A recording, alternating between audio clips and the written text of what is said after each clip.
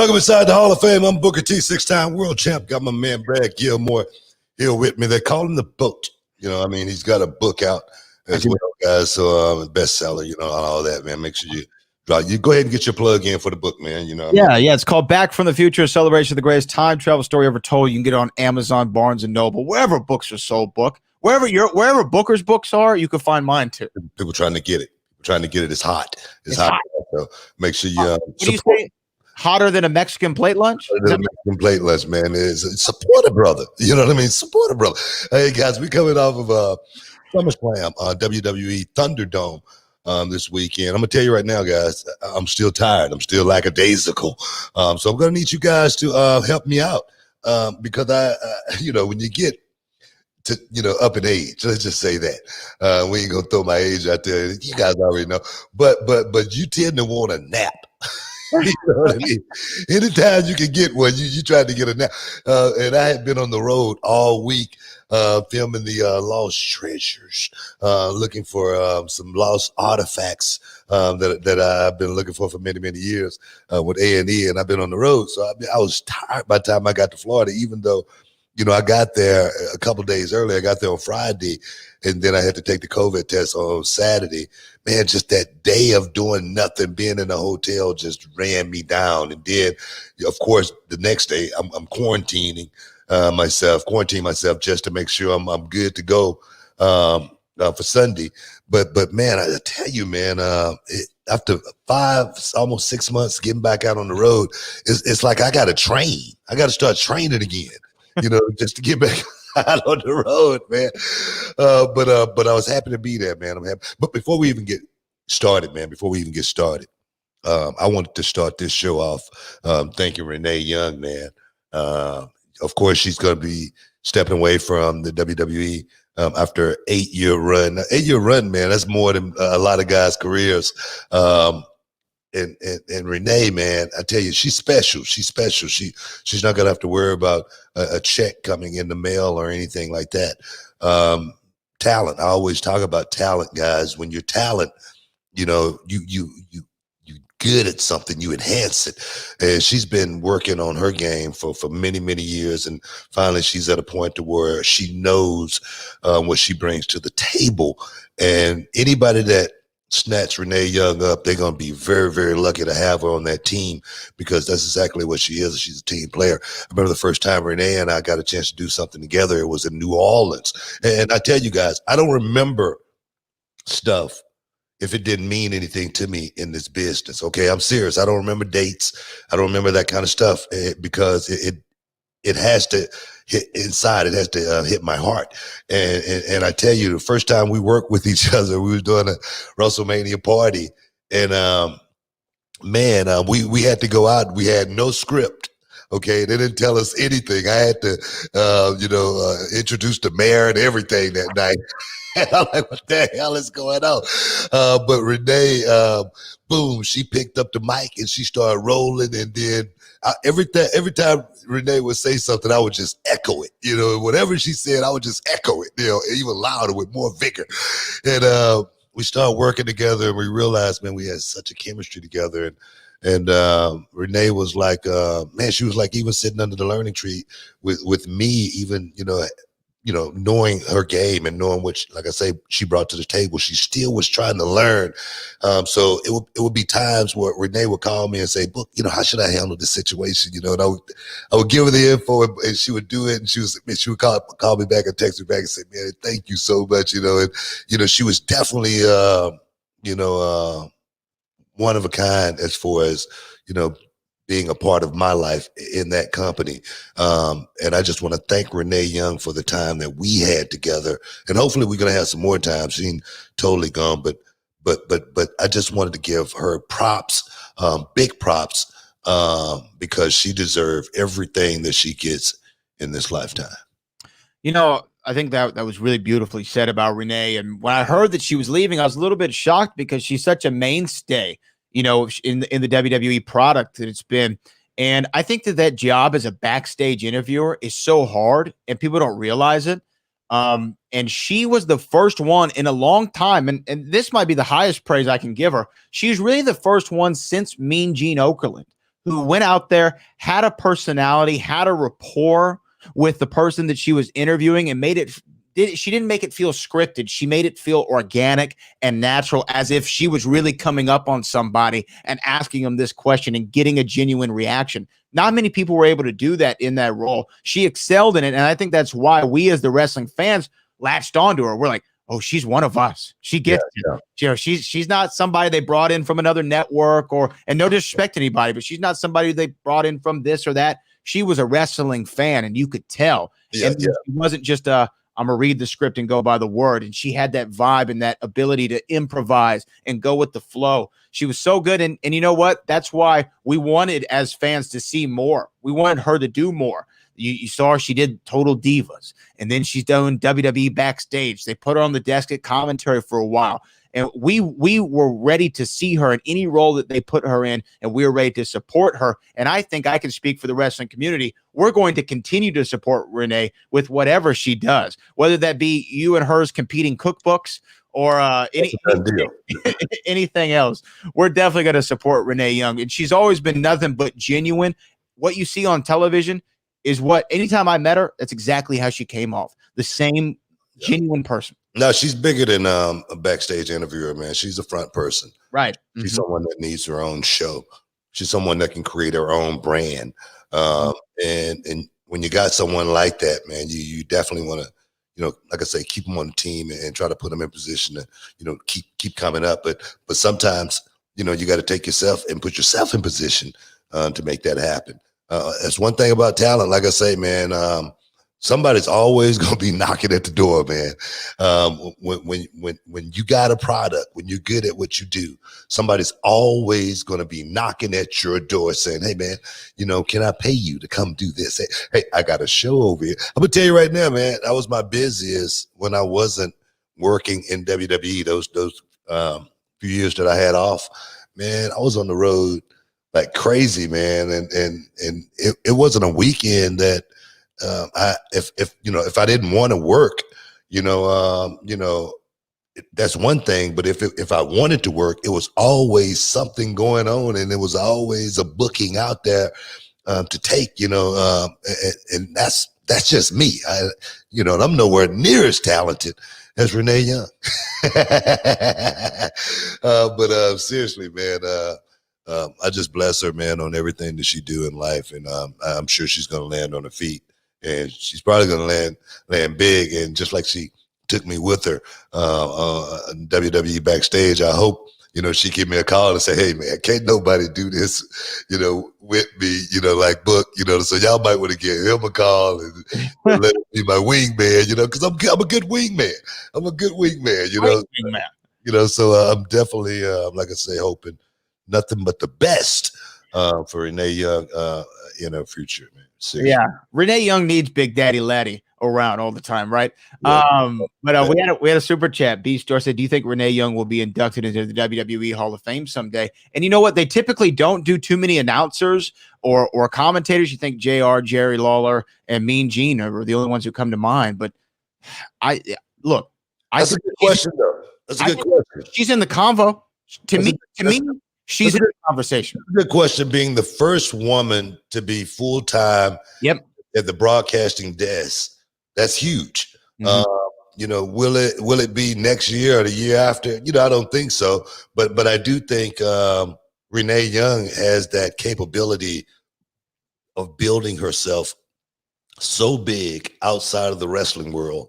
They're going to want to welcome her back one day just to give her that honor to walk out on that stage for what she did, being the first woman, groundbreaking, literally tearing down walls in this business. I think one day she definitely have a huge chance to make that walk. Hopefully it'll be in Madison Square Gardens, sold out, where I went in back in the day. You know what I'm saying? But I definitely think it's a huge chance. Yeah. I think it's more than a huge chance. I think that you can almost confirm it. Barring some unforeseen incident, Renee Young, to me, is a surefire. Just like what you said, I was about to bring it up, but the Raw commentary, being able to go out there and do that, and go out over to Saudi Arabia, right, and break walls over there. As somebody over there in Saudi Arabia, a woman doing the job that she was. Hats off to her. And again, I think Book, this isn't the last time we've heard from Renee Young, obviously, and whatever she does next, it's going to be massive. Yeah, like I said, we got to take a quick break. But guys, if you got some comments as far as SummerSlam, I need you guys to let me know what y'all thought about the ThunderDome. Hey guys, stick around. We'll be back in a minute.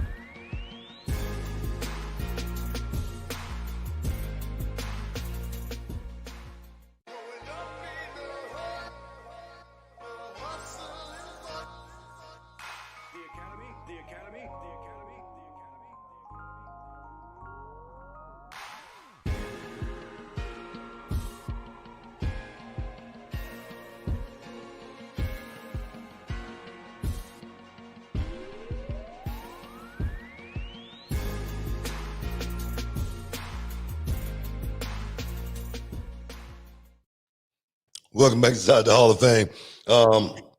Definitely, we got to talk about what went down at the SummerSlam, WWE's ThunderDome. But before we get there, we got to go back to NXT 30. Triple X went down.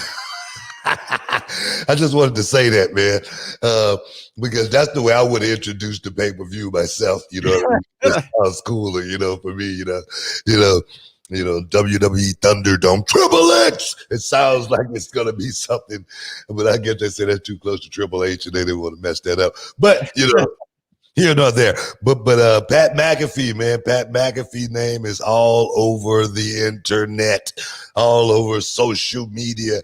ESPN. I was looking at they ran a story on it.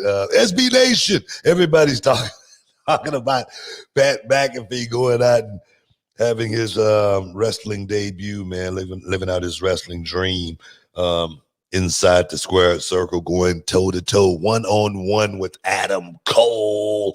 Man, you know, we got to talk about it. We got to talk about Pat McAfee, because I was the first guy to say, man, I've been watching football for many, many years. I've been, a follower of the game. And I've never seen a kicker run into the squam.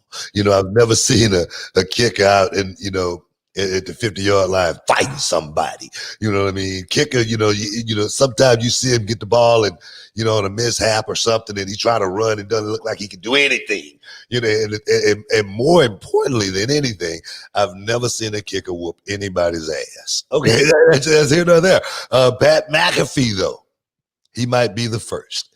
He might be the first kicker that perhaps have been in a few fights throughout his lifetime. And I say that because when I look at guys wrestle, even though he need a little work, if he came down to reality of wrestling, a little small company down in Houston, Texas, but we work hard for our artists. If he would have came down to reality of wrestling, I would have gave him a few pointers that really would have worked for him. But Pat McAfee, I could tell, is a guy that has been in a few squams in his lifetime, because he went out and he accounted himself very, very well in anyone's first match in this business on live television. I'm gonna tell you right now, it's a pressure cooker. But one thing about kickers, punters, they're normally, under a lot of pressure, trying to do that job. And normally they're doing that job in front of, thousands of people. And for someone like Pat McAfee, he's been doing it for many, many years under that pressure situation, in front of many, many people. So I think being in front of a crowd was the last thing Pat McAfee was was thinking about as far as something that was going to work against him. I think it helped him more than anything, especially in certain situations, like jumping off of something, turning a flip, and landing on his feet, because that right there is something you got to have a lot of balance, timing, technique to actually do it, especially when, the match is going on a few minutes in, you could be getting tired. Anything could happen. It's called high risk. Just for that reason, anything can happen. But for him to be able to put himself in that position and be able to pull it off in front of the world, I give Pat McAfee an A for effort and everything else. He looked great. I must say, I give him a lot of props going out there and working with Adam Cole. But then again, I give that kid Adam Cole a whole lot of props as well, because he was a ring general. He was a general in there. And to the naked eye, you guys, out there that's watching it, you just, you liking what you're seeing. But for me, I'm a professional. I'm looking, from a professional perspective. I'm looking to make sure, man, they should have did. No, that was wrong. But you guys look at it from a totally different perspective. But I must say, even looking at it from a seasoned eye, Pat McAfee did a hell of a job. Some of the guys in the locker room might want to take notes because their spots might be getting taken if a guy like Pat McAfee wants to stick around for a bit. You know what? I was like you, and I don't know if it was you I was talking to or somebody else, but when I saw the angle, not the incident on his show, but when I saw the angle on NXT, and I'm like, I don't know, man. Pat McAfee, and you're going to go up against one of the top guys in NXT, Adam Cole, and he's going to knock Adam Cole out with a kick. I wasn't sure. I wasn't feeling it. And then when we were doing the show last week and we saw that little training montage he put out, I said, oh, I don't know. Pat McAfee might actually do pretty well at this. And I didn't know that he had a wrestling ring for quite some time, that he had bought and practiced and brought guys in to train him for a long time. And this was a dream of his. This wasn't like, hey, Lawrence Taylor, do you want to come wrestle? Or, hey, Karl Malone, do you want to come wrestle? It wasn't one of those things. It was, he had wanted to do this for so long. And he and Adam Cole went out there and they rocked it, man. They tore the house down. It was great. And there was a spot where they're on the top turnbuckle. Pat McAfee does a backflip, lands on his feet, then leaps back onto the top rope and does a superplex to him and Adam Cole. It was stuff that you wouldn't expect to see a guy who had never had a match ever in his life before. And no disrespect, but I thought the same thing. I'm like, oh, he's a kicker. You know what I mean? It's not like he's a running back or a wide receiver. One of the more athletic positions, but Pat McAfee shut me up completely. This man is an athlete. He is 100% an athlete. And if he wants to wrestle more, I'm not going to complain about it. I don't think that's going to happen. But if he wants to come out and wrestle a match here or there, I'll watch it. I'm not going to complain whatsoever. You know what, man? I'm not going to say it's something that I want to see on a regular basis or anything like that. But if Pat McAfee put his mind to it and really got serious about it, he probably could go out there and, perhaps be the first guy that, to come in from the NFL that was a guy that, pretty much had a name for himself and then put himself on the map in the wrestling world. I don't know too many guys that will be like that, especially from a punter's perspective. But you got to understand something as well.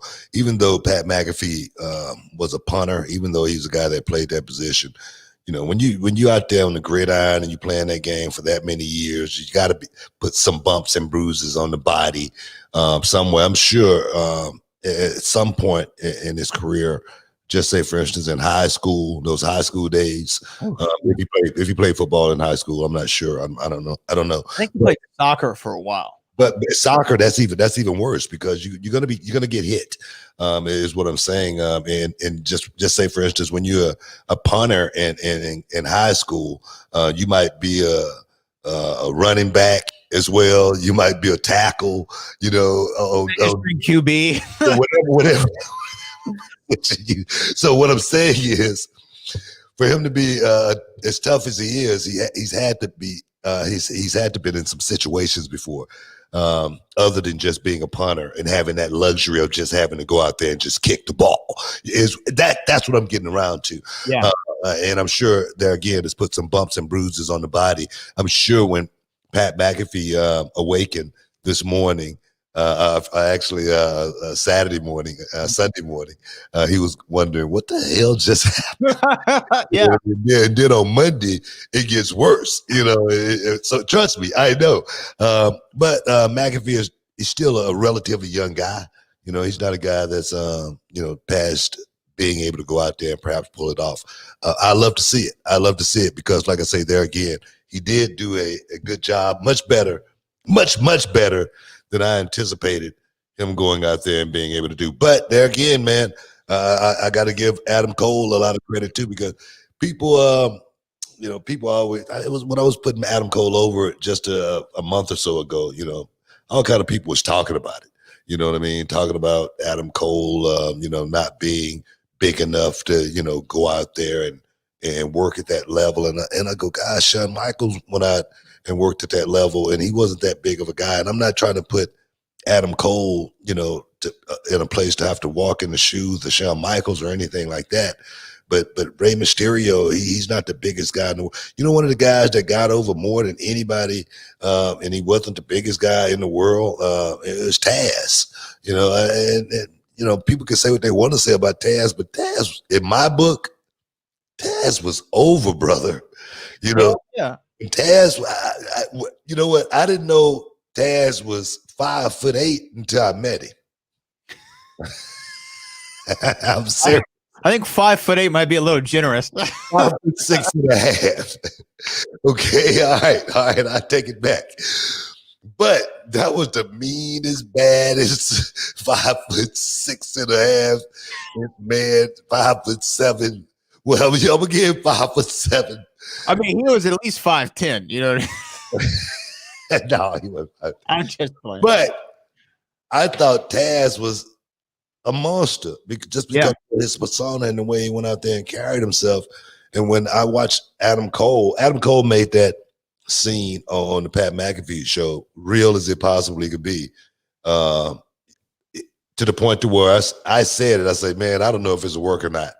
I say, but if they have an angle over the next 4 weeks, we'll know it was what it was. Okay, that's what I said. Okay, so I wasn't blinded or anything like that.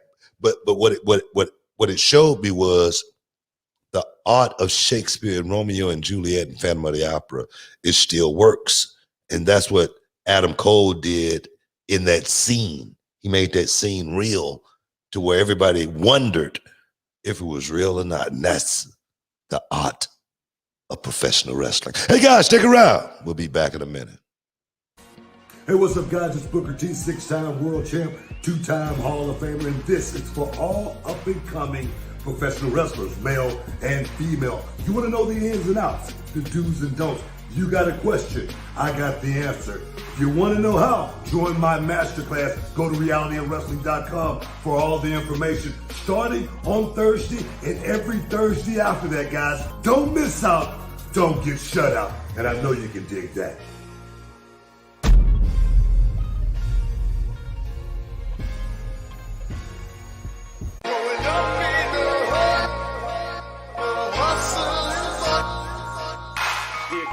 The Academy.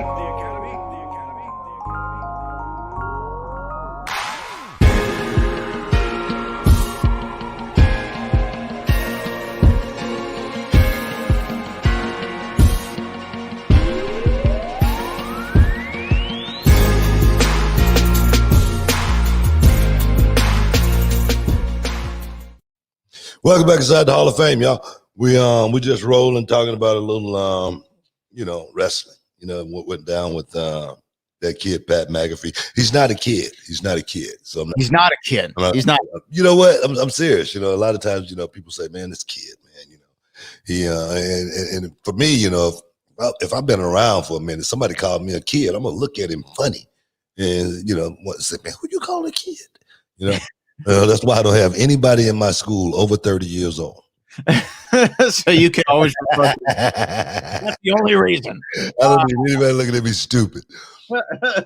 I knew Pat was going to do well, though, when I don't know if you saw, he was on Busted Open Radio with Bully Ray and Dave LaGreca, and he said something about other guys coming in, right? And he said, this was his quote: "Just like most wrestling fans, I would assume when I watch and I see an outsider come in, when they are just taking advantage of a marketing opportunity in WWE, and there was no work put in, and they look disgusting."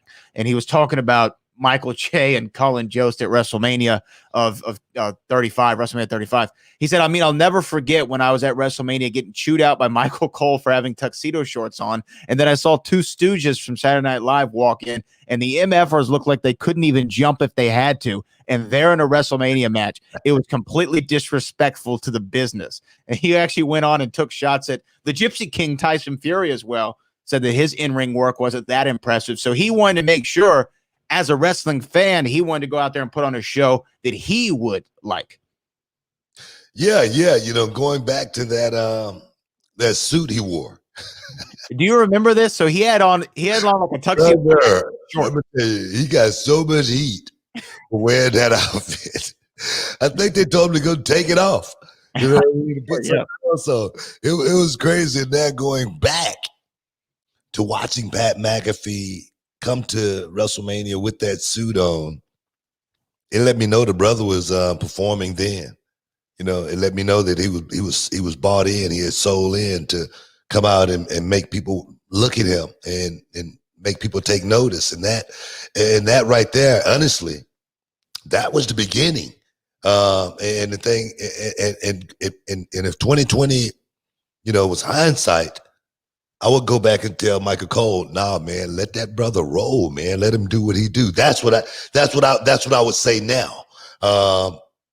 And if that situation was the same, so sometimes, you just can't toe the company line to try to be like everyone else to fit in.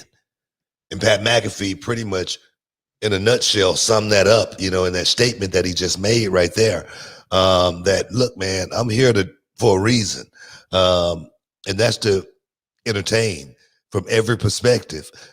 Maybe the way I look, maybe the way I talk, but when I get in the ring, I'm going to show that I'm ready from that perspective as well. So like I say, man, I give him a lot of credit, man. And when I see him, I'm going to thank him for the business, man. Thank him for the work that he did. Because he's a guy that obviously loves what we do. And there's a lot of people that like you said a second ago that has exploited the business just for a paycheck. And I'm not saying that about Tyson Fury or anything like that. Tyson Fury was limited in his skills and ability to be able to go out and have a wrestling match, and everyone knew it. He was here for one purpose and one purpose only, and that's to bring eyes and bring a different fan base. And then there again, Tyson Fury, since he's left this business and going on and doing what he's doing now, he still haven't said anything negative about his experience. Said nothing but good things, so I respect guys like Tyson Fury as well. Now, there have been a few people that have come in the business and have made money and got a check. We ain't got to talk. We ain't got to say no names or anything like that. But they know who they are. They know who they are. No, real. I said the real ones. No. Yeah. It's funny that you bring it up because there's several things we got to get to. More NXT TakeOver, more SummerSlam. But talking about outsiders coming in, but people who are a fan of the business. I don't know if you saw today, Shaquille O'Neal made a challenge to Cody Rhodes and said he wants to wrestle him in AEW. What do you think about Shaq? Because Shaq, he did the Battle Royal at WrestleMania a couple years ago in Dallas. I know he did a lot of stuff down there with y'all in WCW back in the day. Do you think that Shaq at this stage of his life should go into a wrestling match with Cody Rhodes in AEW? It's a good idea, actually, because Cody Rhodes, 200 pounds, so he can win. Yeah, most, yeah. I'm just saying, he's a little, maybe 220, 230, maybe 230. Shaq, 3, that's a good matchup. I bet on Shaq in a fight like that. Plus, for Shaq to mention AEW, it's big. It's big for those guys. That's a big shout out coming from someone like Shaquille O'Neal. Shaquille O'Neal got a huge fan base. People love him. He's been, part of the WWE family many, many times for many, many years. and for them, to get a rub, from someone like Shaquille, just like Mike Tyson, hey man, it's good for business. It's good for business. What they get out of that is most important. How they manage it and how they keep what they get. Just like, say, for instance, the Mike Tyson coming in. What did they really gain out of Mike Tyson coming in? What did they really gain out of all the UFC guys that came in? What you tell me? I mean, other than the exposure and being on ESPN the next day or Sports Center, I think that was probably the biggest thing. There hasn't been any match for payoff. I really did think we were going to see Jericho and Tyson. I thought that we were going to see that match. It hasn't happened yet. Doesn't mean it's not going to, but Mike Tyson being on your television is never a bad thing. No, that's exactly what I'm talking about, though. But what I'm saying is, when you got a moment that you perhaps may never get back, even though they may have the expense account to actually be able to do that, but when you got a moment like that, you want to try to utilize it to the best of your ability and really streamline it and try to get something out of that. Where the world is talking about it the whole week before. Man, what's going down?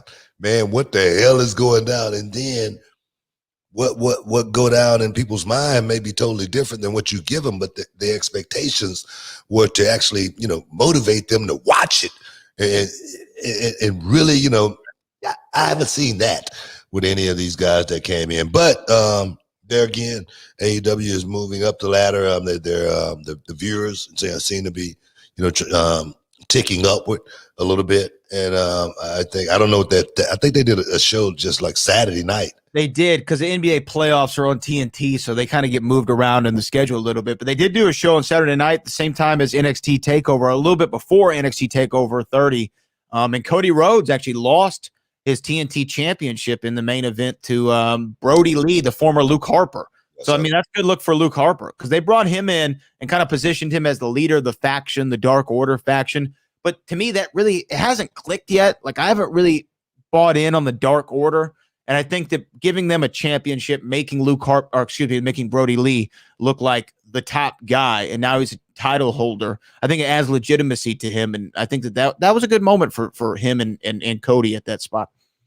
Yeah, I think so. For Brody to actually be a guy that's getting a rub, it's actually pretty cool. That's a guy that put a lot of time in WWE. And a lot of these guys, man, and it's nothing wrong with it. A lot of these guys, man, they ain't down for just waiting in line and waiting on their turn. Right. A lot of these guys, they said, man, look, I've been on the road. I've been, grinding. I'm ready for my shot right now. And in the company, it's always been a pecking order where guys, move their way up the ladder, or they didn't. It was one of those type of days. You either moved up, you stayed in the middle for a while, and then you was up out of there. That's just the protocol of the business.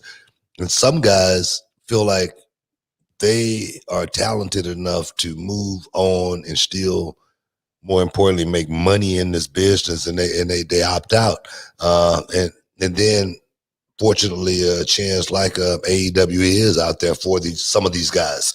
Not all of them, of course, but some of them, and it's a place for them to make some money. So I'm happy to see what Brody Lee is doing in AEW. Now he's champion.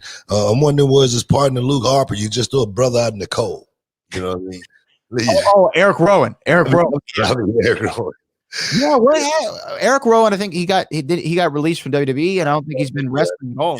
He must have had a lot of the cuts with the COVID thing, and we haven't seen anything of him. But I'm sure Eric Rowan is going to surface somewhere soon. But we got to take a break here in a minute. But Keith Lee, Karrion Kross.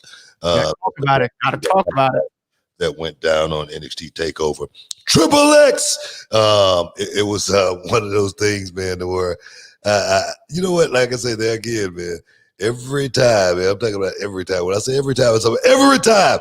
I bet and say, man, such and such is gonna win. They never do. And Same thing in this situation right here.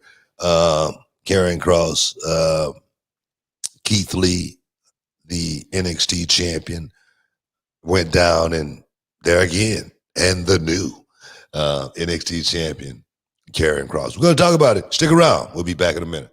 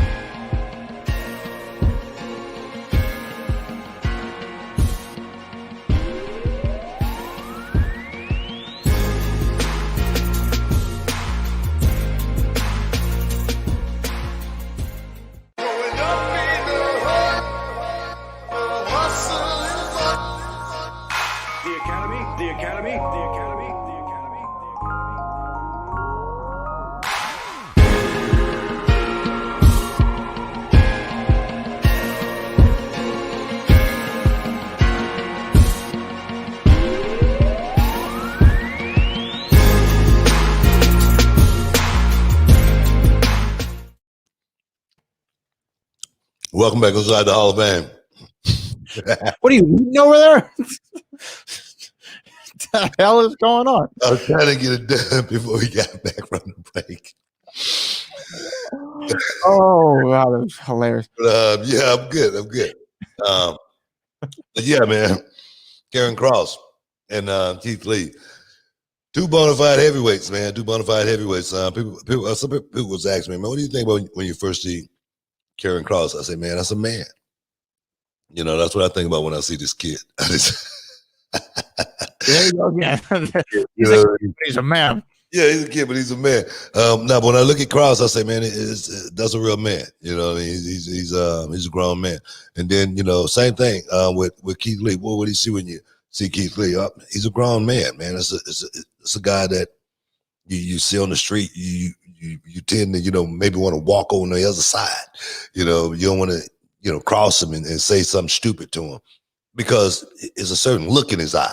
He walk a certain way, and you could tell by a man's walk if you want to mess with him or not. You know what I mean? Brad walk in, you know, you might want to test him. Yeah, they want to test me. I'm such a threat to everyone. They gotta. No, you walk. It's just you walk and say, oh, I can take him. You know what I mean? It's like, I'm serious. You know what I mean? Byron Saxon was talking to me about a guy come walking up on him at a gas station one night, you know, and he got scared. And I said, man, you know why? He can look at you and tell just about what, you know, how you walk. that something could happen, you know what I mean? But no, I'm serious. Karrion Kross, Keith Lee, two big guys, two bona fide heavyweights. They went out and had a heavyweight matchup. And there again, Karrion Kross showed his toughness, separating the shoulder early in the match, and then, you know, toughing that thing out and finishing it, you know, just because he knew exactly what was on the line. You know, when you know it's on the line, man, when you know it's a big deal, you willing to put yourself through it a little bit. You're willing to take a little bit more pain than normally you would, just because, man, I'm about to win. I'm winning the championship tonight. You know what? You know, I can fold a tent. I really can. I can fold a tent and say, man, I can't go, and, you know, boom, throw up the old X. You know, guys would have came down and, you know, took care of him. Keith Lee would have remained the champion, but there again, this was a moment for Kross, and he said, man, I cannot pass this moment up, man. I worked too hard to get here. Been in that position before myself. You know, my debut in the Global Wrestling Federation, came off the top rope with a knee drop, you know, and tore my MCL. I'm sorry, my PCL in the back of my knee, and went to the doctor. The doctor told me I needed to have reconstructive knee surgery. I said, oh, doc, I can't do it. Put a knee brace on. I was hurt for about 8 months, never had the surgery, and I ended up, you know, never taking a day off or anything like that, because I knew that was my moment. I knew if I passed up on that opportunity that night to, you know, get in the Global Wrestling Federation, my brother and I would have never, you know, took off. I really felt like that. And Kross being in a situation where, man, I'm winning the championship tonight. I know I'm winning, but but I can't win if I can't finish. So I'm gonna push myself through whatever pain I'm in right now, get through this match and become the new NXT champion. Give him a lot of credit for that, because he might be a better man than I, because I probably would have tapped. I probably would. So, doctor, come get me up out of here, man. I wonder, I'm serious. I wonder if I could have pushed through that pain of a separated shoulder and finished the match and finished it in an impressive fashion. Give Kross a whole lot of credit. Yeah, I've been having nothing but good feelings about Karrion Kross, and nothing but high praise for the kid. The way he came up in the business. Yeah, I mean, he's a guy who came in killer. He was Killer Kross in other promotions, and it was one of those guys. Again, we talked about it with Samoa Joe. We've talked about it with a couple guys where you hear their name before you ever see their work. He was one of those guys. And then I think it was the Double or Nothing show where we were out there in Vegas. We did our live show, and I actually met him and talked to him for a second. And then I was like, let me go see some of this guy's stuff. And I was like, oh, this isn't like your typical independent guy. This guy wrestles at like a main event style, when he goes out there, but he can do all the athletic moves as well. And I think as soon as he made his entrance in NXT, him and Scarlett, because we can't stress enough how important Scarlett is to his act, because when they come out, that pair, that entrance, it's one of the coolest entrances it is in WWE right now. And the way she's lip syncing the lyrics and just has this crazed look in her eye and the smoke and the fire. He has 100% everything that you need to be the guy, to be the main event of WrestleMania, to be the winner of the Royal Rumble, the main event. Something. I see that all in him. He's the total. They together are the total package. And I think putting the championship on him was the right choice.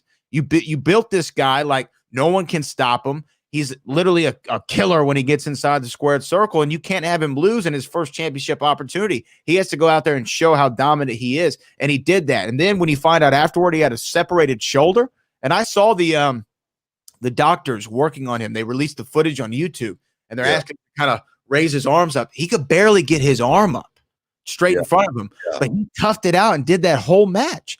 I'm infinitely impressed by this guy, and I think sky is not even the sky's the limit. The moon's the limit for him. I'm really, really high on Karrion Kross. Yeah, no, but big ups to him. But even big ups to Keith Lee, man. He's moving up to the main roster. There again, man, I'm a fan of the throwback wrestler, and this I said 2020 could be the year of the big guy, the comeback of the big guy. I loved it when it was two big guys out there fighting, going back and forth, and then the wrestling always came in and played big suplex, big side slam, big power slam, whatever. That part of wrestling always drew me in. Wrestling today, man, one of the things that kills me with wrestling today, and I'm going to go ahead, I'm going to say it, man. I'm going to say it. Talk about it. I'm going to say it. I'm going to go ahead and spit some lyrics right now, man. I know that they may not want me to talk about it because, that damn leg pop is the damn bane of my existence. Okay? It really is. And I'm so sick of these wrestlers that go out and, just misuse the art, man. Just misuse the art. I'm going to leave it at that. I ain't going to go past that right there, but that damn leg pop, and y'all know what I'm talking about. It's like I say, there again, the bane of my existence when I have to watch, the sport that I love so much. But let's move on. SummerSlam, man. SummerSlam. What do you think about it? Well, real quick, I just want to touch real quick one more time on Keith Lee. I mean, I'm sorry, I got a little upset. You did. We didn't finish the topic. He's making his debut on Raw tonight as we're talking. Is it tonight? It's tonight. You might be seeing him on your television screen inside the WWE ThunderDome. But I think Keith Lee, that's another guy who I remember when he was down here at Reality Wrestling. He went out there and he worked. I mean, he put his boots on and he worked. Him and Gino, man. Him and Gino, one of my top students at Reality Wrestling. I tell you, they went out there and they had a spectacle of a performance at Reality Wrestling. And I knew Keith Lee was definitely a guy that was going to make it to the next level if he just stayed hungry, because that's the one thing that the business, can definitely run you to the point to where you just lose your drive and your hunger. And then a lot of times it's like a basketball game, the clock just run out. You know what I mean? As far as, man, I just couldn't do it. If I think about the Samoan Beast. Yeah. Guy who came through reality wrestling. I came through reality wrestling that was very, very talented, but the clock ran out on him. The old bones just couldn't last, till the phone call came.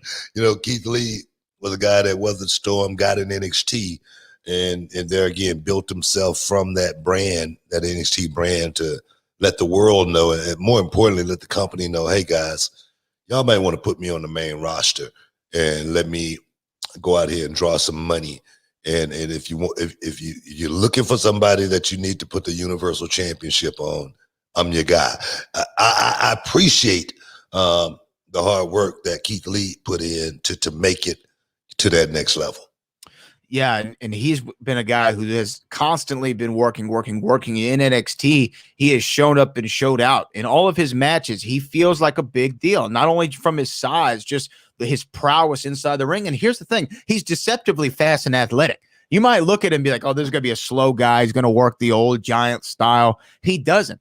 He brings it, and he can jump, flip, and fly with every one of them. I remember when he's down at reality wrestling, you're like, you even asked him, you're like, I heard you like to do some lucha stuff. He's like, yeah, I do. And you're like, all right, well, if you feel confident in it, go out there and do it. And he did, and he was great.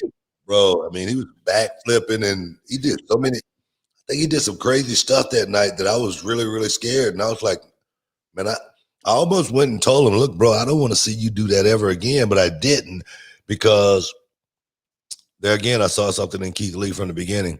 I made a statement about Keith Lee. I said, a lot of people, going to look at Keith Lee and say, man, he moves like a cruiserweight.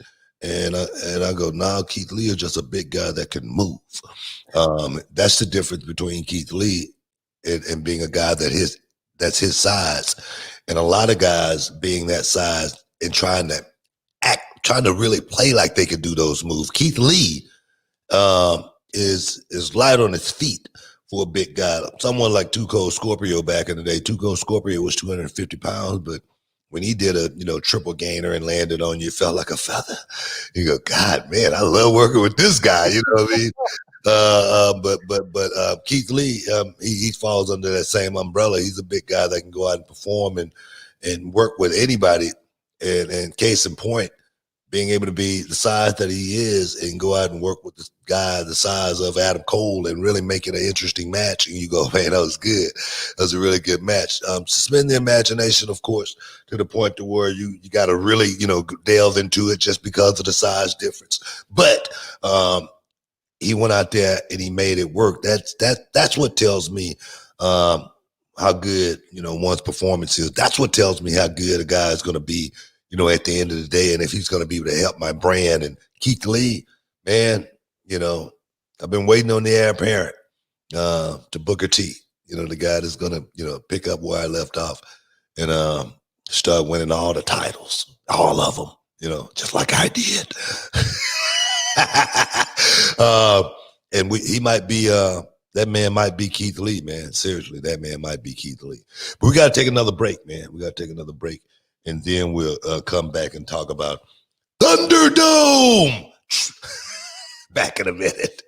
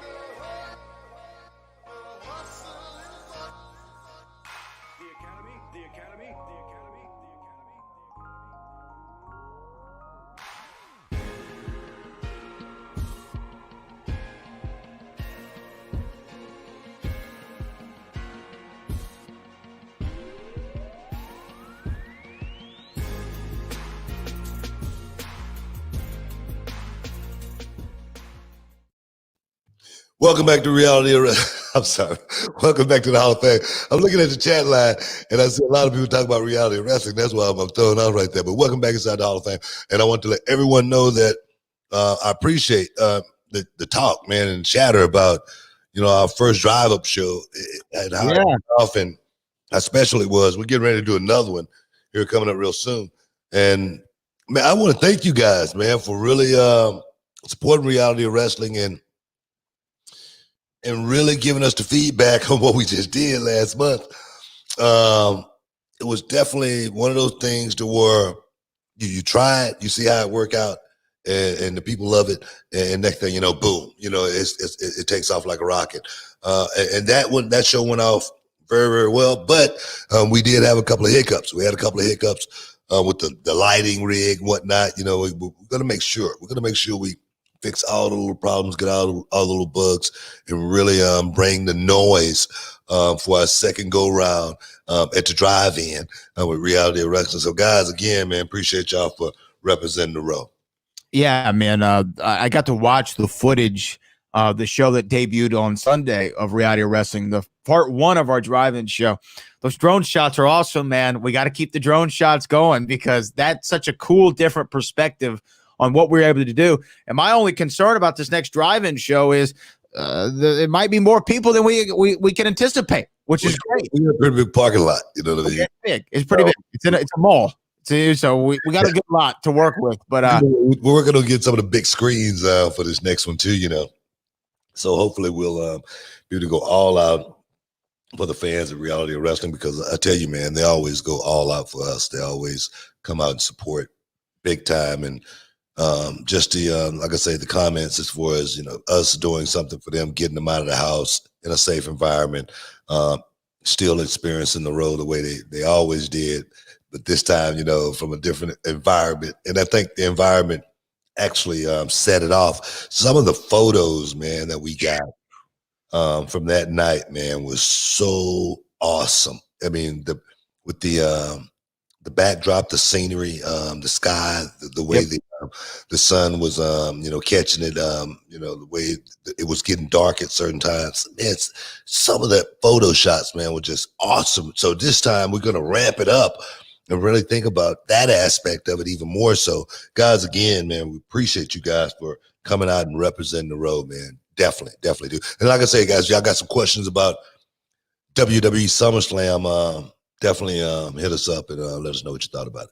Yeah, super chat those in or chat them in, whichever's easiest right now. If you're watching on Facebook, Twitter, or YouTube, just send us over those questions right now. But September 12th is our next drive-in show. So go to realitywrestling.com, find out information on the tickets. And yeah, shout out to Jeremy, the Row Reporter, on those awesome shots that he got, because those pictures, they actually did it justice. They look so great.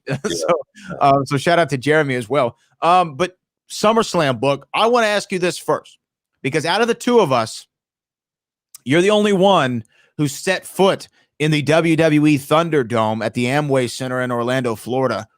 You did the pre-show. Walk us through it. What does that setup look like? Were you kind of taken aback when you saw it? Because it looks cool on television. I can only imagine what it looks like in person.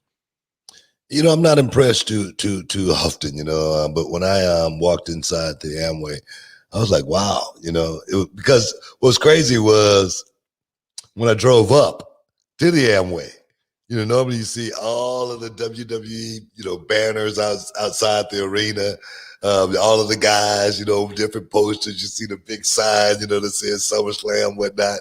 You see the, the vendors, all the vendors, they're selling stuff. And I thought I was at the wrong arena. I drove up and I go, what the heck, GPS brought me here, I'm like, well, maybe we're at the Amway Arena, so, and then I looked to my left and I see some of the trucks and I go, oh, this got to be it. So I drove down, parked, and still, like I say, nothing on the outside, but about 8 fans were in the line. And, they were like, one, they were waving at us and they had like memorabilia, like they wanted us to sign and stuff. And like, guys, come on. It's COVID right now, COVID-19. Go home. That's what I told them. I'm just playing. Did you really yell at the fans standing out in the element, just trying to get a peek at their favorite wrestler? I didn't say that, man. I wanted to, though. I wanted to say, guys, just go home. but I didn't do that. I walked in and I got a chance to actually see it. I went to TV locker room first, and I sat in there pretty much till it was time for me to go do my rehearsal. I didn't just get to the building and say, let me go check out the Thunderdome. It's just not the way I am. And then they called us for rehearsal, and I walked out, and I go, wow, this is unbelievable. This is a spectacle. Just because at that point in time, it didn't have any fans in there. They were just running certain things across the boards. And man, it seemed like just with the boards in there, the arena felt alive because something was moving. And my trainer always used to tell me, action is movement, not the actual move. And that's what I thought about when I saw the LED screens. It definitely brought the fans into the arena and made the guys feel like, man, I could do this, and I could feel a certain way when I'm out there doing it. So I thought it was, grade A, top shelf, top of the line as far as trying to create a feeling and an atmosphere for professional wrestling. And that's what we work off of, most of the time is, the feeling, the atmosphere, how the fans are feeling, you know what I mean? If we could see them, if we could, especially if we could point at them, and that's the one thing I didn't see a lot of, is guys pointing at the screens, and really bringing it. I mean, because they were there. Am I right or wrong? Right. I don't think I saw one guy, really bring the fans into the ring. You know what I mean? And that's what I would have been concentrating on more than anything, man. Those LED boards, I would have tried to get one to pop just because somebody's going. I'm saying it got too hot because it had too much action in it or something. You know what I mean? I'm serious, man.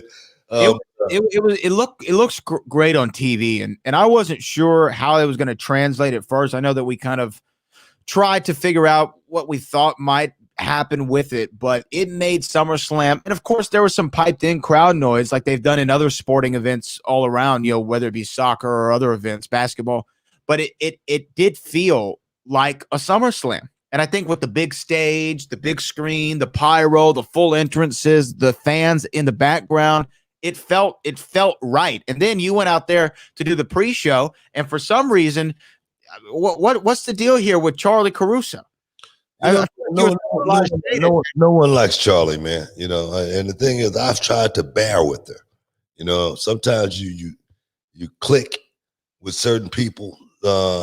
Sometimes you don't. You know what I mean? Sometimes you feel like a nut.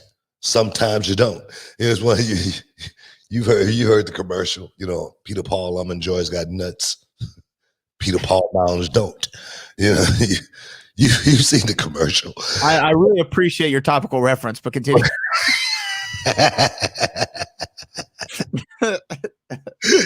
Peter Paul got nuts.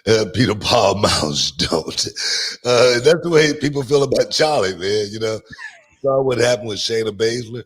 I thought Shayna Baszler was going to slap the taste out of her mouth there for a second. And me personally, it wouldn't have bothered me. Because sometimes Charlie, she do overstep her bounds. And the thing is, I'll be working with her here over the next few months. And I definitely show her the ropes and try to make sure she knows exactly, more importantly, when she's stepping on somebody's toes. And sometimes you don't know when you're stepping on somebody's toes. You know what I mean? And then next thing, bam, something happens.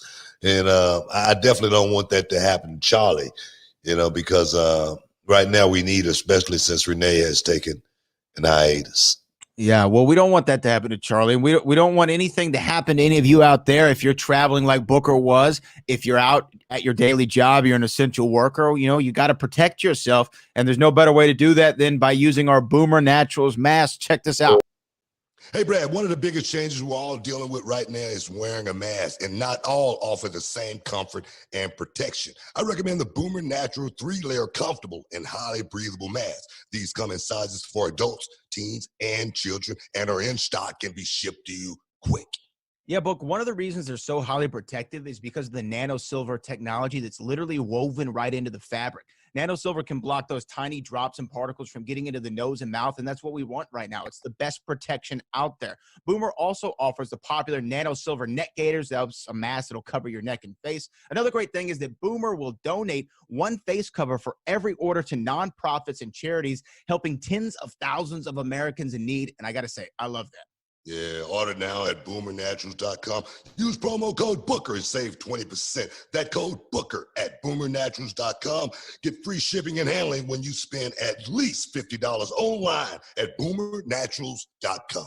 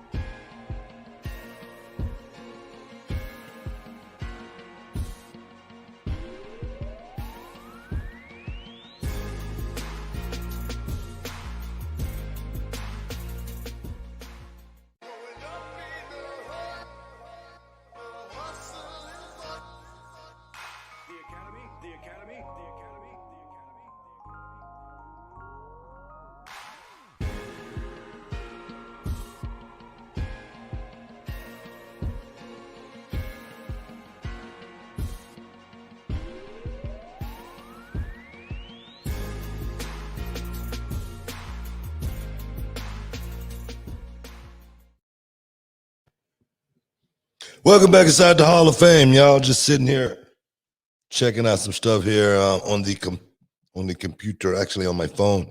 I don't know if you guys you gamers out there, man. I know we got to talk about SummerSlam, but you gamers, man, Ghost of Tsushima. Any of you gamers out there been playing the game Ghost of Tsushima? I'm hooked on it. I'm like so hooked on it. I've been on the road, and I swear I regretted not taking the PS4 on the road with me. I swear, because I'm doing it this week. I'm taking it with me. I'm sure you are. I'm serious, just because I'm being, locked in on Friday and Saturday, and that's just a good game time that I could be playing. Huge TV I got in my room too, to play it on. But if any of you guys off into it, man, I'd love to review it with you and let me know what you guys think about it sometime, because there again, I'm a gamer. I'm a kid still at heart, but this game right here, man, has brought out the best of me as far as my video game playing go. So definitely that is Booker T plays Ghost of Tsushima. Yeah, man. I was just looking at the second edition that's getting ready to come out, man. Man, I cannot wait for the second edition to come out, just because it seemed like it's so much more intense. And I don't even know how far I am in the story, but it's a game that seemed like it goes on forever. And I've never played a video game quite like this. Call of Duty, of course, somewhat similar as far as first person missions, whatnot.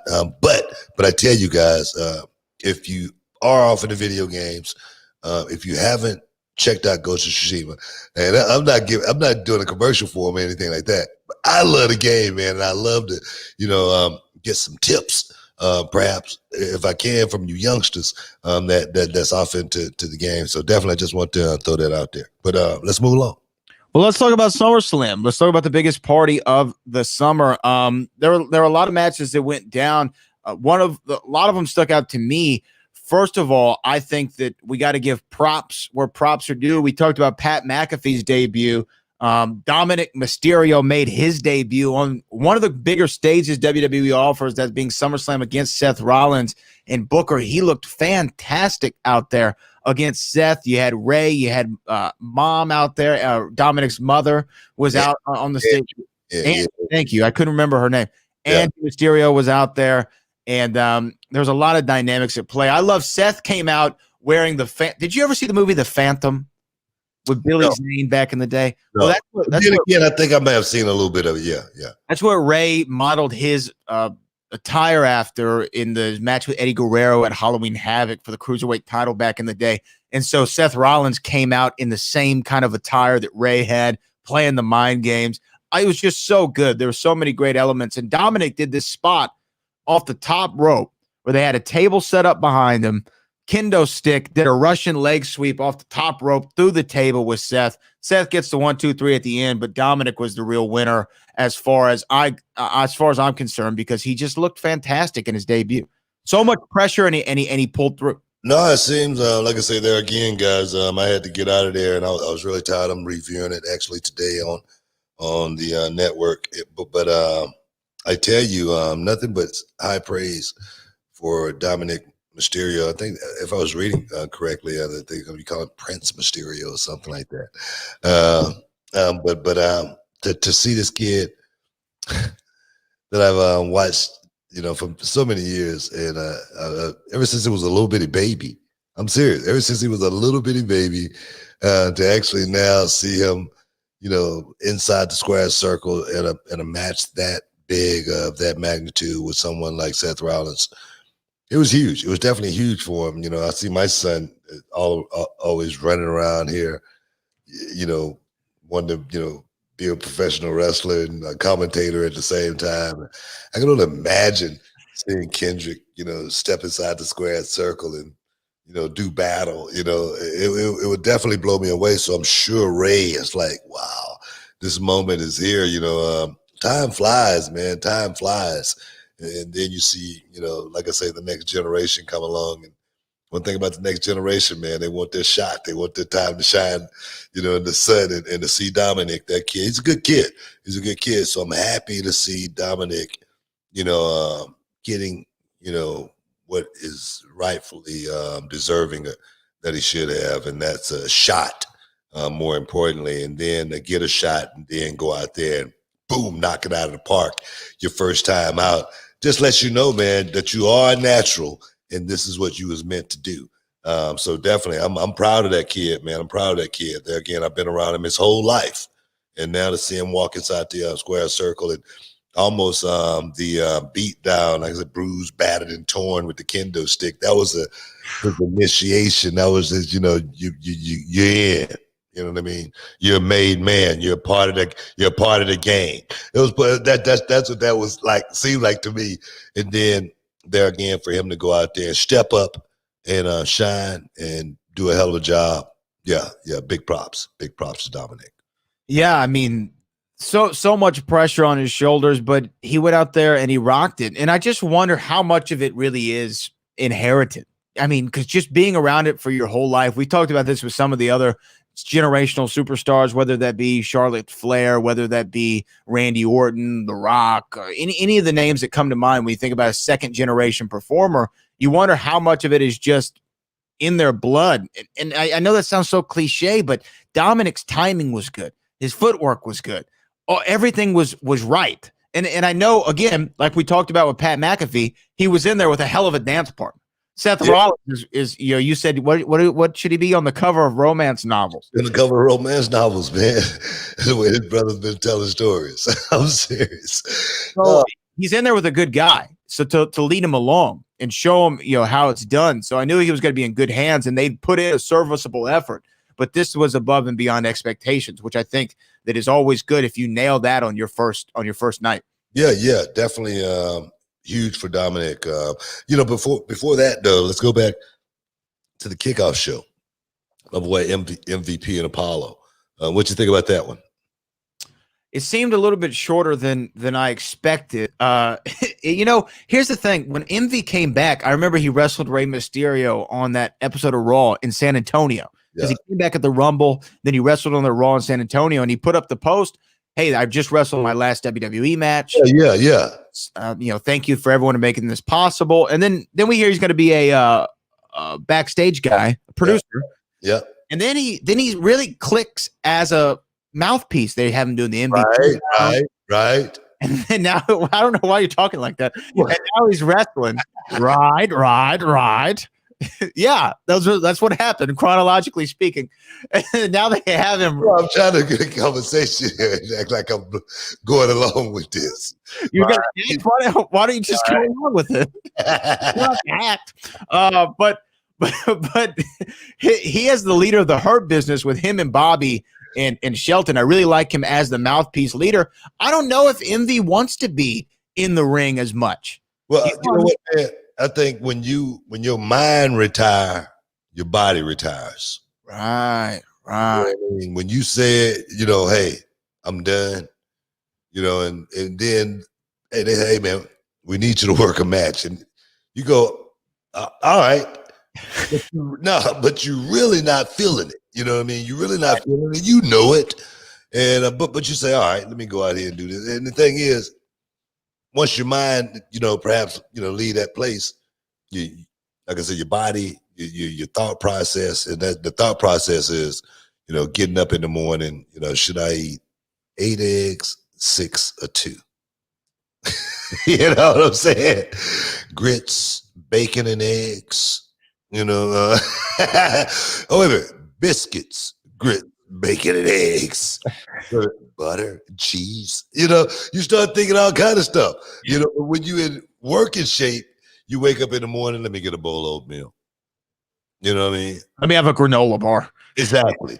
A cup of coffee. Let me hit the gym. It's totally different, thought process when you're in working, mode, or if you're in, retirement mode. And I think right now MVP is in retirement mode because it just didn't look like an MVP,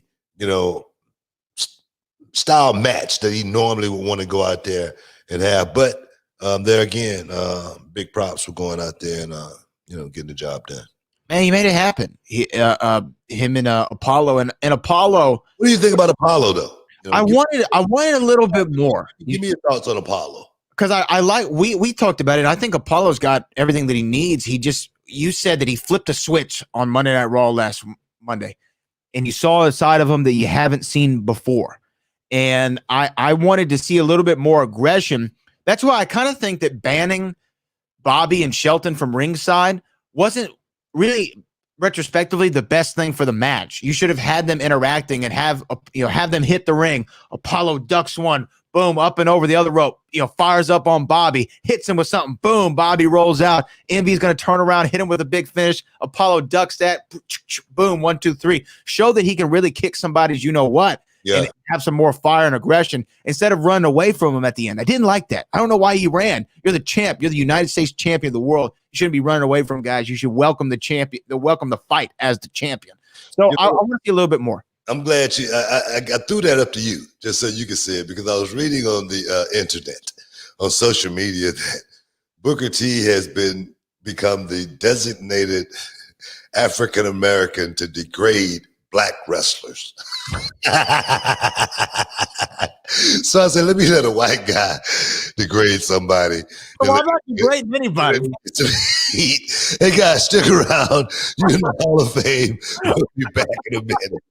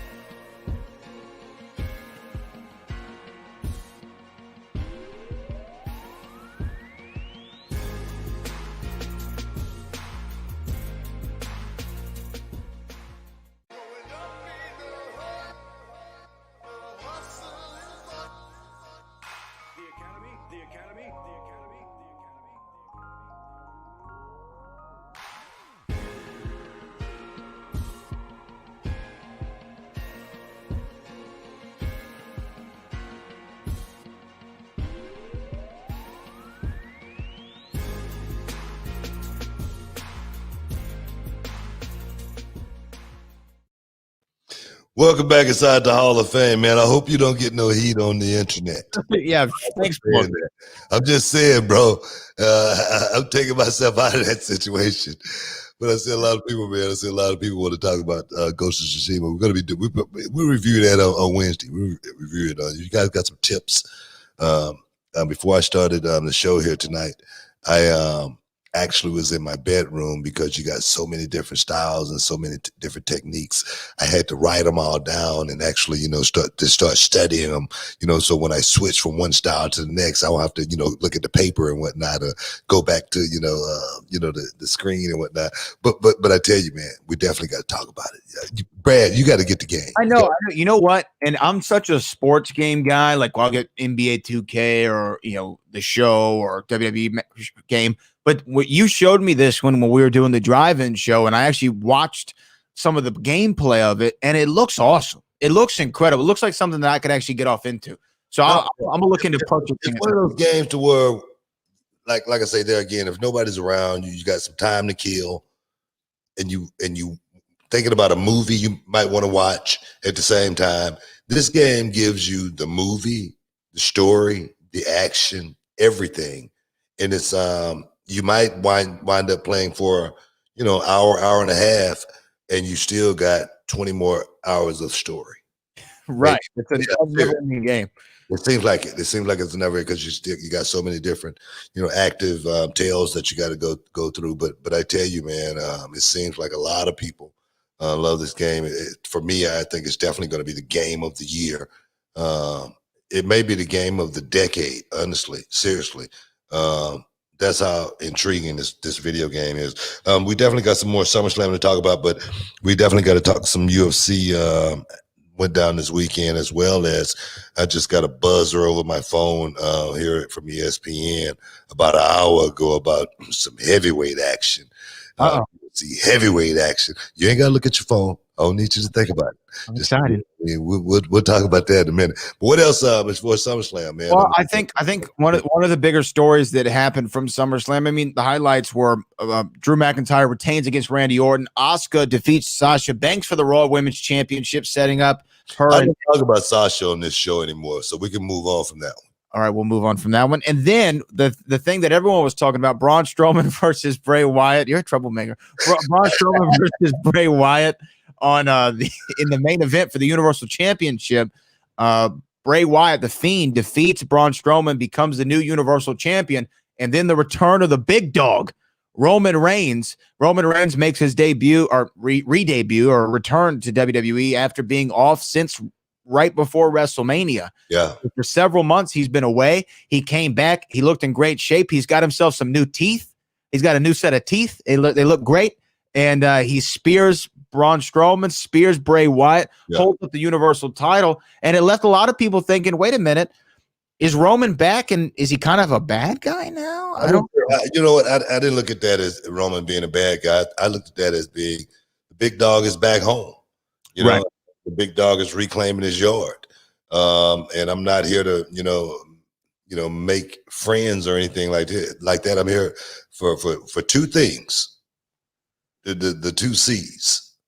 Checks and championships. Checks and championships, Did you see Roman's new grill? I knew something was different. I didn't actually know exactly what it was, but he's got new toppers. Brother he must got all implants. That's what that time off was. You know what I mean? Getting out a fresh set of implants, man. They look good too. Even the beard, he's let the beard grow up a little bit higher as well. So he definitely had a different look about himself in the ring. So hey, man, you only live once. I'm thinking about going and get the full grill like that. You know what I mean? Implant, and everything, man. You know what I mean? But. The wife seemed to like the crooked smile, so I'm good. But yeah, well, it's happy wife, happy life. But what do you think about Roman Reigns coming back? I mean, he's been gone for so long, and I think that one of the things that we've missed is that sense of the main guy, right? I mean, Drew McIntyre has been the main guy over on Raw. On SmackDown, Braun, I think he had an okay run as Universal Champion, but not really. He hadn't had a really okay run. He haven't really done anything. You know what I mean? All he did was have the title. You know what I mean? He held the title, but he really didn't get a chance to do anything with it due to the situation that we're in right now. It's hard to move around. It really is. It's hard to move around. Is it going to be a better look for the show as far as Bray Wyatt? I think so, because people are still wondering why did Bray Wyatt lose it? Yeah, back in Saudi Arabia to Bill Goldberg. Exactly. People are still wondering, man, why'd they do that? And that's a question that people, are going to wonder about. So now having the title back around the waist of the Fiend, we're back in that position again, wondering where do we go from here? So I don't know, man. I don't know. That thing's going to have to play out for me because I think the whole deal was more so about the story than it was about the title between Braun Strowman and the Fiend Bray Wyatt. I could be wrong. The title just happened to be a part of it, and the title didn't conflict with Braun Strowman losing because it was about the story. So that's what I see. There again, I could be wrong. People can say, "Well, look, just trying to make up something here," but no, that's the way I see that right there. What's the title in a better place with Braun Strowman? Who's going to wrestle him and who's going to beat him? You know what I mean? Right. The same thing with Bray Wyatt. Who's going to wrestle him? Who's going to beat him? Roman Reigns. You know what I mean? So we got something here. So my thing is, I'm always looking at it from a promoter standpoint only, never looking at it from the fans' perspective. And, if they like something or anything like that, it's always about, for me, if it's good for business. I hear you, and I think that Bray Wyatt as the Fiend being the Universal Champion is good for business, and I think Roman Reigns being in the title picture is great for business. I think when he showed up, I don't know, some guys you just can't explain it, but when they're on screen, you're like, oh, that's the guy. Yeah. That's the guy. And when Roman came back, I mean, he was obviously been in the gym, he looks great, new grill and all, but he looked like the guy. And having him back on TV is only good for business. And I think that you're right about the story between Braun and Bray. That was a story match. It wasn't so much about the title as it was about their personal vendetta against each other. And the title just happened to be there. That's the way I see it. But sometimes great stories are like that. I remember Shawn Michaels versus Chris Jericho in like 2008, 2009, whenever that was. The world title was at stake, but it really wasn't about the world title. It was about Chris Jericho punching Shawn's wife in the face and that personal vendetta between each other. The title just happened to be there. Yeah. And when some characters get to a point like Undertaker, Kane, Big Show, some of those guys where winning the title doesn't mean a lot for them. It doesn't really enhance their characters much because they're already the Undertaker. They're already Kane. They're already the Big Show. They're established. They don't really need the title. And I think that Bray is kind of in that space where I don't know if he necessarily needs the championship to be a relevant figure. He's always found a way to be relevant without it. And all his title reigns are always short. They're always real short because he didn't need to be the champion. But I think that him having it, and now there's this trifecta with him, Roman, and Braun. I like what's going on Friday Night SmackDown. Yeah. There again, man, I'm not hating on her or anything like that, because I'm always thinking about the end game, and I'm always thinking about, where this thing is going to end up. And now we got Payback coming up, here in, less than a week. We got Payback coming up on Sunday, and I'm still. What do we know what the card is or anything on that? I think we'll probably find out. I know Becky and Sasha are defending their tag team championships against it. We don't know who yet, and I'm assuming the finish to the Drew McIntyre Randy Orton match was a backslide.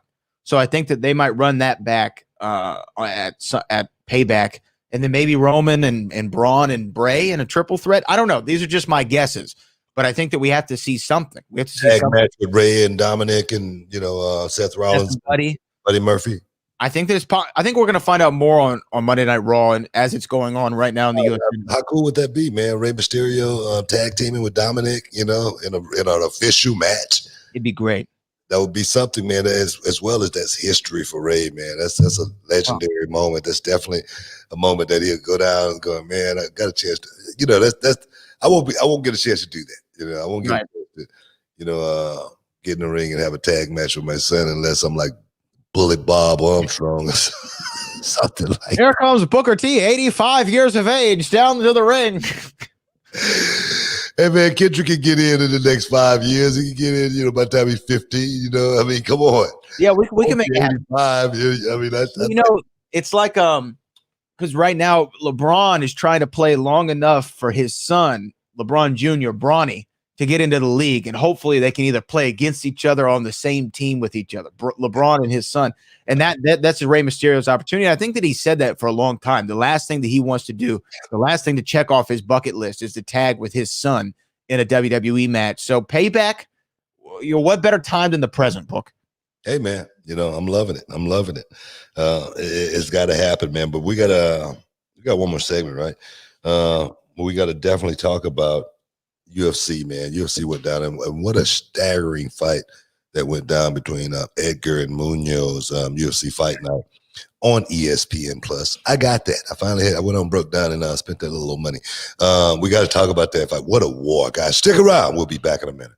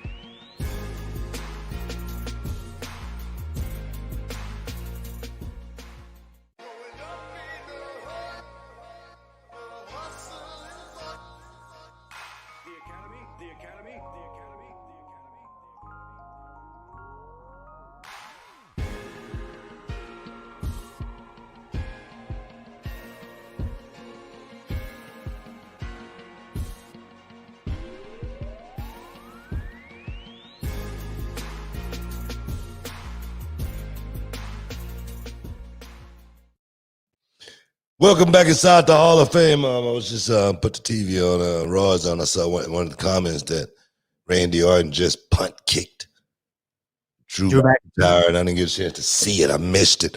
Yeah, man, UFC went down this weekend. We got to talk about that. We ain't got much time to do it, but we got to talk about UFC. But this news that just came across the ticker a second ago, what was that? Oh, no, we have someone here from Australia. So that news that just came across the ticker about an hour ago, heavyweight championship matchup being made. Francis Ngannou, that big, mean, nasty African, taking on Stipe Miocic. Oh, yes.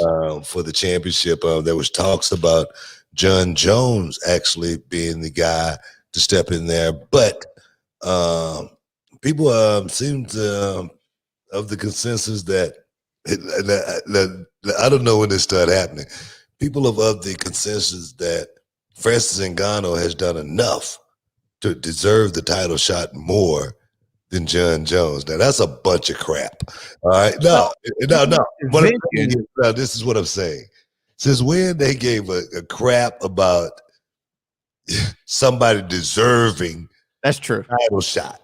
That's the case. Damian Maia would have got a shot well before Tyron Woodley, fight that he finally got after 100 years of being in the company.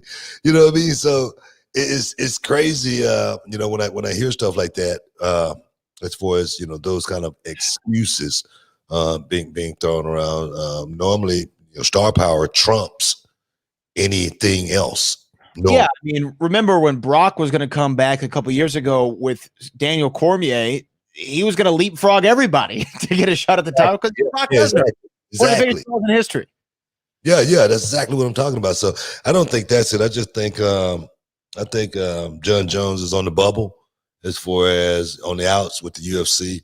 UFC, man, they just cut Corey Anderson.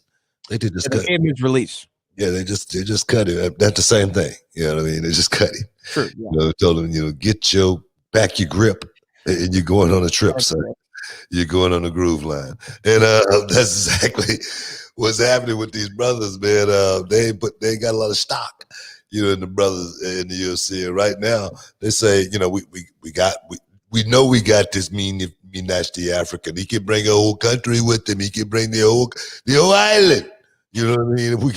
If we get a big victory, you know what I mean? So it's something there behind Francis Ngannou, more so than I think even than John Jones, as far as numbers, as far as buy rates, as far as people really wanting to see this guy. Can you imagine if Francis Ngannou win that championship and he go back to the bush? It's going to be like a parade. It's going to be like a celebration. It's going to be like the president has come home. That's how big Francis Ngannou would be, because I don't know if you remember when Francis Ngannou first got into the UFC, and they did the story on him. And when they were saying that he was, living in like a little small little spot in Africa. Right. Mm-hmm. You know what I mean? It was like one room, you know what I mean, where everything was central to that location. And he said, man, he realized he could make some money with his hands. And perhaps, making it in America and then the UFC, and then to make it as far as he has, to win that title and go. I mean, even right now, I'm sure he's bigger than life when he goes home. Oh yeah. But to win that title and to go back home and to raise it up, do you know how much, joy that he was bringing to those people? Do you know how many lives, could perhaps change because of Francis Ngannou winning that championship? You know how many people were going to tune in to watch Francis Ngannou fight, on fight night from that country? So I tell you, man, his star power and his drawing ability, even though John Jones is who he is, Francis Ngannou may pull more stock right now at this point in time. I really do believe that. Well, I think in the heavyweight division, I want to see Francis get a shot before John Jones gets a shot, but I think that John Jones would probably draw a huge buy rate. But you know what might draw the biggest buy rate? John Jones versus Francis Ngannou for the heavyweight championship. I don't know. I love Stipe Miocic, and we can't glaze past him because Stipe is the guy who handed Francis Ngannou his first loss in the UFC. And then that was a minute ago. Yeah. It did, but it messed with Francis's head because the next fight after that loss to Stipe for the heavyweight championship is when he fought Derek Lewis, and he didn't really fight Derek Lewis, right? He just kind of stayed on the perimeter, threw very few shots, very un-Francis Ngannou-like, and then he started to get his feet back under him when he fought Curtis Blades again. Then he fought Cain Velasquez, Junior Dos Santos, and then what he did back in April or whatever that was to Jorginho Rosenstrike, where he knocked him out cold. Joe Rosenstrike couldn't even get up afterward for a little bit. Yeah. I think that he's now built his confidence back up to where he can give Stipe a fight. Is Stipe still the man? And will Stipe be victorious in their rematch when we see this happen? Well, I don't think he wins the rematch fighting the way he fought Daniel Cormier. But one thing about Stipe is I've been watching him for a long time, man. This guy, he normally comes with a game plan. He normally tries to stick to the game plan. And it seems like the first fight with Daniel Cormier, he just didn't perhaps have a right game plan, or perhaps didn't have a game plan at all. Thinking about the wrestling ability of Daniel Cormier could definitely really throw you off as far as, how should I train for him? You know what I mean? Right. Then you get caught with a freaking shot over the top that you didn't even see. A fighter's worst nightmare is getting hit with a shot that they didn't see. You know what I mean? That's their worst nightmare. And that's what happened with Stipe in that first fight. He got hit with a shot that he didn't see. Second fight, he got hit with that same shot, but he saw it coming every time. And he reacted to it totally different than he did the first fight. And that's what I've learned about Stipe more than anything. He's a guy that comes with a game plan, and normally he executes that game plan. And most of the time he executed, he comes out with a victory. Yeah, I think that Stipe has for some reason, remember the champion of the world, the heavyweight champion of the world was the underdog in that first fight with Francis Ngannou. Vegas was sure that Francis was going to go out there and start Stipe, and it was nothing like that. Stipe controlled that entire fight. He controlled the entire fight, and I just don't know. You said that if Stipe fights Francis the same way he fought DC, he's not going to win. Yeah, but I think that he's, like you said, he would game plan for two completely different fighters. DC is as worried about that punch as he is from Francis. Yeah, but Francis has grown a whole lot too, man. He's grown a whole lot since that first fight. I'm sure this will be a totally different fight. I think if Derek Lewis and Francis Ngannou fought again, it would be a totally different fight. Just because sometimes, man, you in a fight, it's hard to say what a man is thinking. What's going on in a man's head when he's out there in the middle of that ring, that octagon, and when I hear the referees go, "Come on, guys, we want some action," I want to hit the referee. Well, I hear you, because he doesn't know what the hell is going on and what is going into, preparing for getting your lights turned out and they don't come back on. He doesn't know anything about that. So Francis Ngannou, how much has he grown though? Because if you add up his time since he, after the Derek Lewis fight, so his last 4 fights, I just added up. He's been in the octagon for 162 seconds out of those 4 fights. He's only been in the octagon for 162 seconds. They've all ended the same way his fights prior to the loss to Stipe did, with a big knockout. I mean, has he been able to be challenged at his wrestling, his ground game? Because Stipe, that might be where he sees his advantage. Let me try to get this big man down, and I'll wrestle him for 5 rounds if I have to. You know what? I don't see it that way. One thing about punchers and guys like Francis Ngannou, who has relied on that big shot and going out there and he he got dynamite in that hand. If he hits you with it, you're gonna go out. I was listening to Keith Thurman when he was on top. His trainer, Ben Getty from back in the day, told him, son, never forget your power. Always rely on your power. And that's something that just stood out to me, especially with a guy like Francis Ngannou. I think he definitely second-guessed himself in the fight with the Black Beast.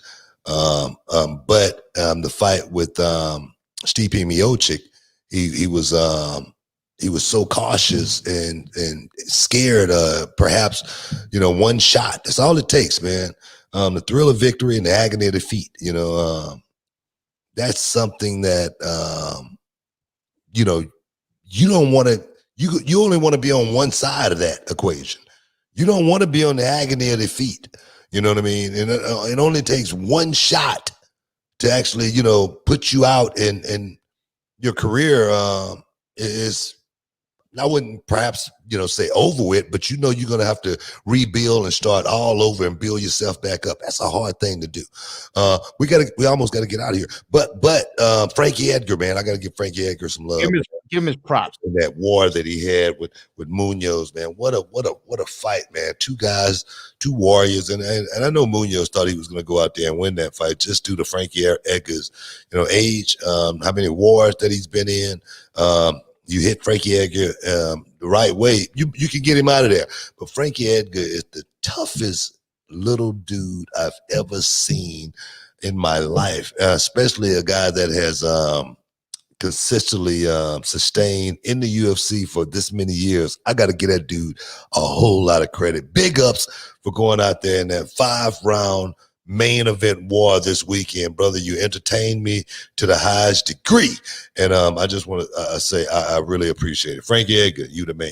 Hey, but we got to get out of here, though, man. We got to get out of here. Bradley, I appreciate you. I got to go get on this Gojo Tsushima. I got another mission I got to accomplish tonight. But all of you listeners, man, I appreciate you guys for hanging out, sticking with us throughout the show. We'll be right back Wednesday night, guys, inside the Hall of Fame. But right now, we up out of here.